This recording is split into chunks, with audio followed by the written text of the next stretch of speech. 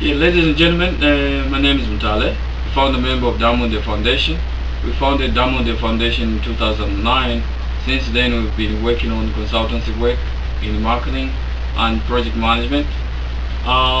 Primarily today, we're looking at unlocking Zambian mining sector. This has been prompted by so many emails, phone calls from all over the world that if we can do such a presentation on mining sector in Zambia, it could be welcome. So based on the demand from people who've been calling, I'm trying to respond to their needs and make sure what I do, I give them a piece of information they requested. And also, ladies and gentlemen who are here waiting and listening to the presentation, this is a very important area of investment in Zambia. Zambia survives by this mining sector. This is the backbone of our nation. So ladies and gentlemen, I'm looking at this following the Mine and Mineral Act 1995, which greatly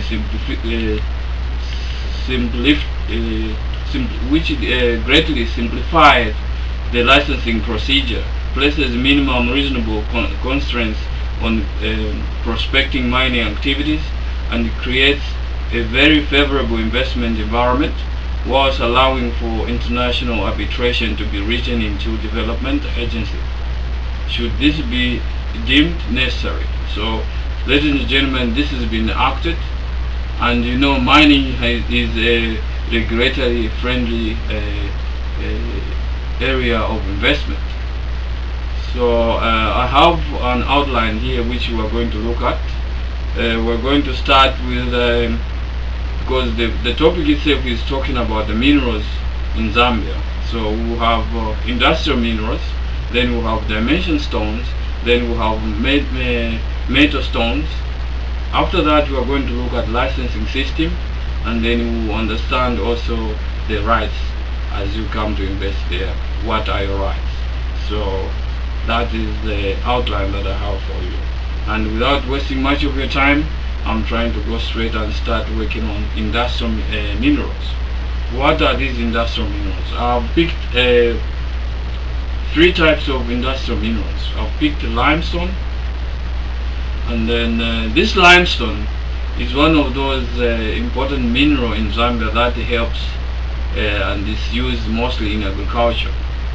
If I give you a brief history of agriculture in Zambia, you find that our soils are not very good in terms of agricultural activities.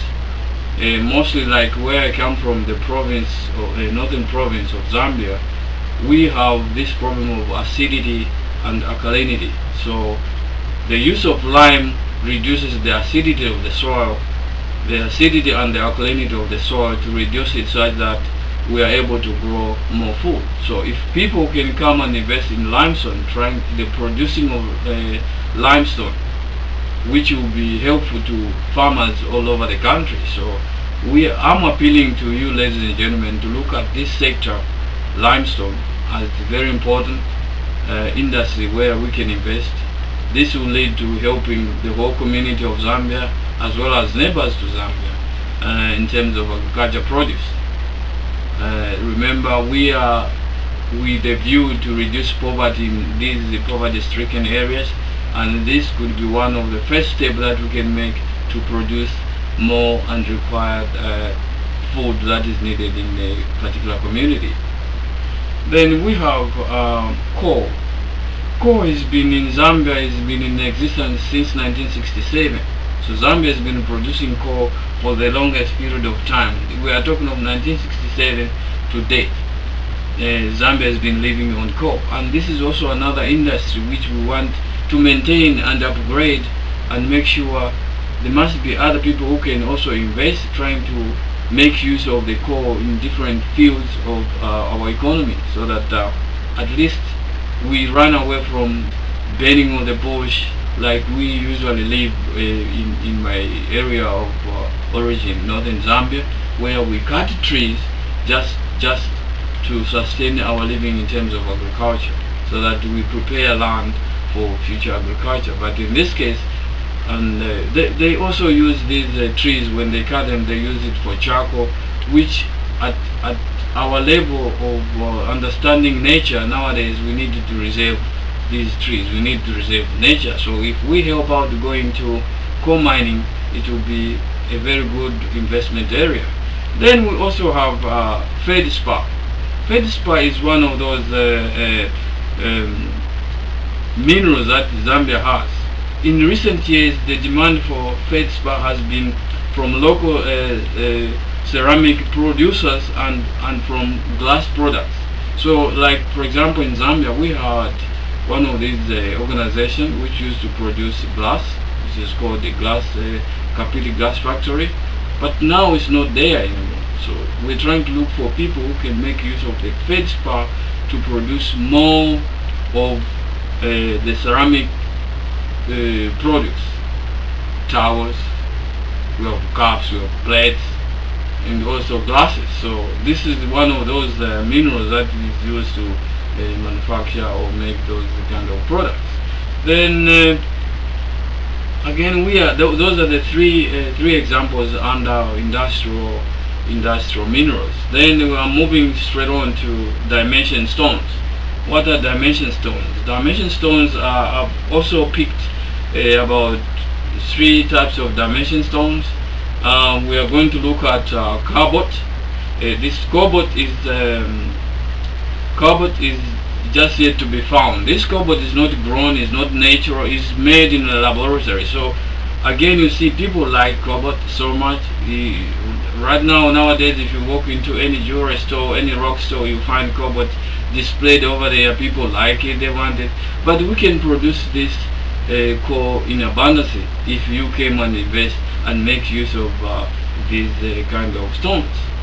Then we have again, what I forgot was to let you know that cobalt is one of those minerals that are used to make dye. When you're trying to dye clothes in a clothing factory, you dye or you use it in magnets. So you see, like there are so many things in the United States that need magnets, that need dyes for clothing factories and so on. So if we try to improve on this and produce in masses, everybody will benefit from this. So it's very important that we look at it in that way of an angle. Then we have copper. Copper is the backbone of Zambia. This copper has been in existence and supported Zambia through and through. The only thing that I'm trying to appeal to you as investors is that I've seen that we like what we call processing plants. Processing plants having, every time we produce copper, the whole 100% of copper produced in Zambia go and be processed outside the country. But we need our own processing plants such that we can create employment out of it. We create employment after those processing plants, so that at least we support both local, even the people who are coming to invest, they benefit, Zambia benefits, and everybody will be smiling. So the use of copper is it's mostly, you've seen that we can use copper for wiring, electrical components, pennies, and all those coins that you've seen, gold, copper coins, all that is used, comes from copper. So this is also one of those very important minerals that Zambia has, that people need to tap into, such that we bring what we are calling processing plants, and we process in our own country. We also have gold. I'm sure everybody love to have gold with them, to own and possess gold. As many people have discovered throughout the ages and the world, gold is a very stubborn element when it comes to reacting to or combining with other elements. This is a very nice, precious metal that I've seen in the United States. Here I've seen people are calling this, when you are wearing all these gold chains, said bling bling. You like bling bling. This is the metal that allows us to have all those bling blings. So if you can go and invest in Zambia, go and invest in gold. This gold will bring a lot of happiness between Zambia investors and the rest of the world. So these are the main areas of metal that I thought I would share with you, ladies and gentlemen. And then I would love also to look at silver. Silver is one of those, again, if you see, you walk around the malls now. Right now, if you go in the mall, you find that they are selling silver here. They are selling silver. We don't even know where silver comes from. Zambia has this potential. Silver has been mined for ions and has always been popular in jewelry and for coins. Only in the past 100 years, however, has that demand for silver been so great. The reason for this demand is the use of silver in the photographic industry. People are using this as photographers, so it takes advantage of the silver reactivity to light.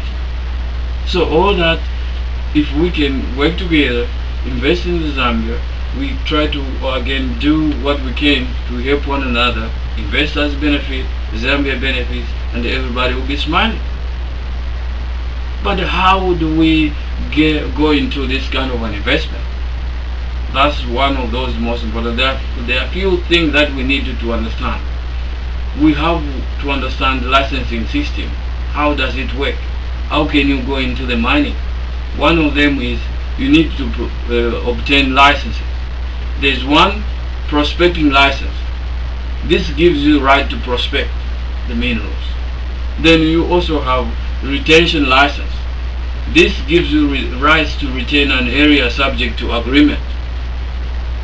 Then we have large-scale mining license, excluding rights to carry out mining operations. So those are the three areas of licensing system that we have in Zambia. If you go through all these, you are able to work hand in hand with the government and invest in the country. And then similar to those licenses, we have similar rights. Similar rights are available to smaller operators, but on a reduced scale. So some of those are these. One is prospecting permit. You need to get a permit. This relates to areas of 10 square kilometers and have a duration of 2 years, non-renewable. Then we have small-scale mining license related to areas not exceeding 400 hectares and have a duration of 10 years, renewable. Artisan mining rights give the right to local people to mine on an artisanal basis in an area not exceeding 5 hectares for a period of 2 years, non-renewable. Gemstone license. Holders may carry mining operations over an area not exceeding 400 hectares for a period of not more than 10 years. So some of these are the things that we need to follow. Even when we start thinking of going to invest, we need to carry out all these to understand our paperwork. We need to understand our rights. We need to understand all those licenses. Then you will be in a better position to understand how we can go and do business in Zambia, and particularly mining, because today the topic has been just focusing on mining, how we can make use of our mines in Zambia. So ladies and gentlemen, I think this marks the end of my presentation. Any questions? If you need more information, just get in touch with us at www.diamondafoundation.org. Also check us on Info2930, that's our YouTube channel. We are also on Twitter, Facebook and LinkedIn. Get in touch with us at 240-370-6496. Thank you very much.